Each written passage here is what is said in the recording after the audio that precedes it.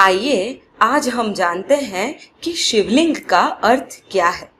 यह एक संस्कृत शब्द है जो दो शब्दों के मेल से बना है। पहला शिव और दूसरा लिंग।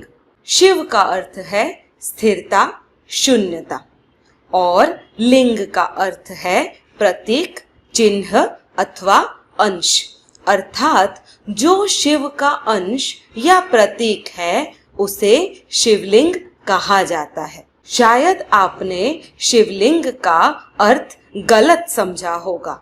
आइए आज हम शिवलिंग का असली अर्थ समझते हैं। दरअसल लिंग को हिंदी भाषा में गुप्तांग या जननांग कहते हैं, किंतु संस्कृत में लिंग का अर्थ होता है प्रतीक या चिन्ह। संस्कृत भाषा में पुरुष गुप्तांग को शिशिन कहा जाता है। उदाहरण के तौर पर हम पुल्लिंग व स्त्रीलिंग का प्रयोग करते हैं।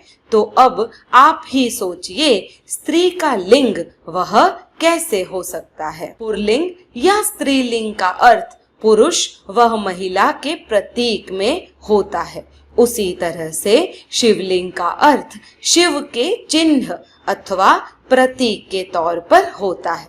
सनातन धर्म में सदियों से भगवान शिव के प्रतीक शिवलिंग की पूजा की जाती है। हमारे महापुरुषों ने, ऋषि मुनियों ने लाखों वर्ष पूर्व शिवलिंग की रचना की थी और उसे विश्व के सामने रखा।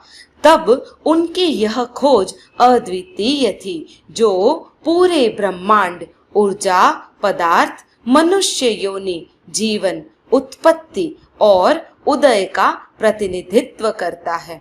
शिवलिंग से हमें मानव जीवन के उदय व पतन के बारे में पता चलता है, सृष्टि का ज्ञान होता है और सृष्टि कैसे चलाई जाती है उसके बारे में पता चलता है। आइए शिवलिंग के अर्थ को अच्छे से समझें। शिवलिंग का अर्थ आदि एवं अनंत। शिवलिंग का अभिप्राय मुख्यतया ब्रह्मांड से है, जिसका ना तो कोई आदि है और ना ही अंत। अर्थात ब्रह्मांड सीमाओं से परे है व उसकी कहीं से भी शुरुआत नहीं होती है और ना ही कहीं अंत होता है। विज्ञान में हम 3 प्रकार के अणु पढ़ते हैं जिससे पूरी सृष्टि का निर्माण हुआ है, और वे है न्यूट्रॉन, प्रोटॉन व इलेक्ट्रॉन। इसमें न्यूट्रॉन व प्रोटॉन आपस में जुड़े होते हैं और स्थिर होते हैं तथा इलेक्ट्रॉन उसके चारों ओर स्थित होते हैं और गतिशील होते हैं।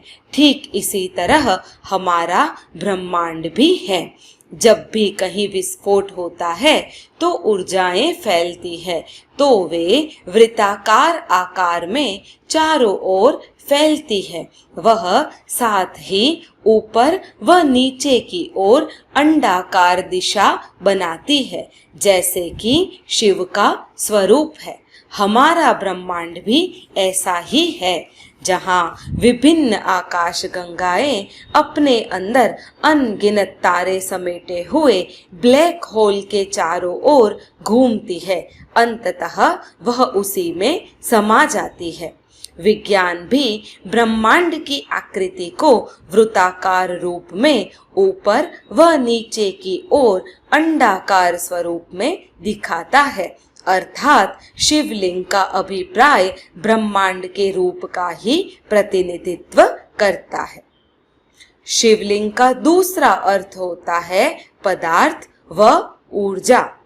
समूचे ब्रह्मांड और विश्व में केवल 2 ही चीजें विद्यमान है।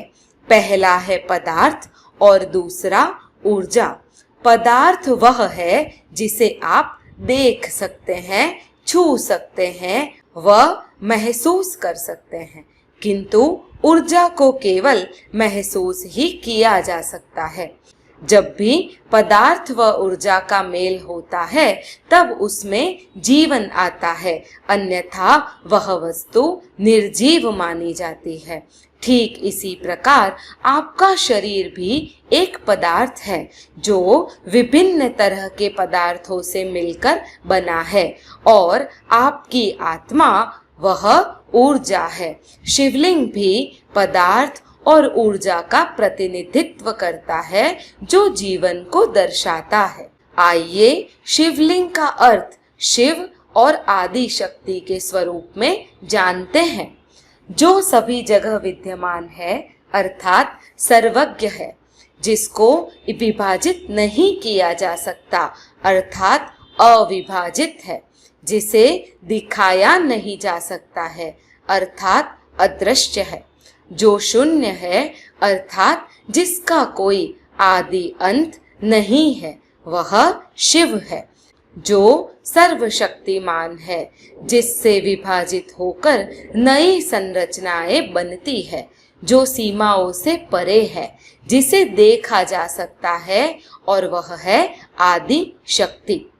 स्कंद पुराण में भी आकाश को लिंग कहा गया है और इस पृथ्वी को उसका आधार, अर्थात एक दिन सब उसी आकाश में समा जाएगा और फिर से एक नई संरचना बनेगी।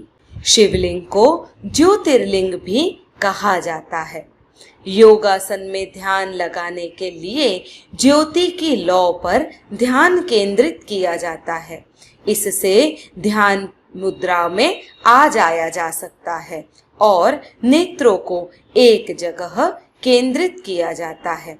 चूंकि ज्योति की लौ वायु में टिमटिमाती है, जिससे ध्यान केंद्रित करने में समस्या उत्पन्न होती है, इसीलिए ज्योति की लौ के आकार का रूप शिवलिंग के रूप के समान होता है, जो हमारे मन को चेतना में ले जाता है।